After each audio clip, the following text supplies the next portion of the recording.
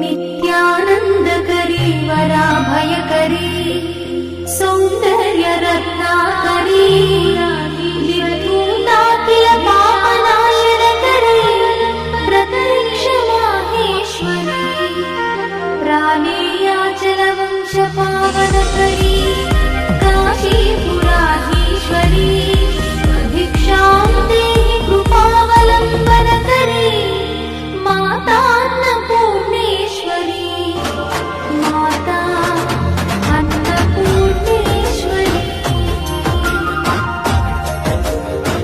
नानारत्नविचित्रभूषणकरी దేవి నవరాత్రుల సమయంలో అమ్మవారిని 9 రూపాలలో కొలుస్తారు.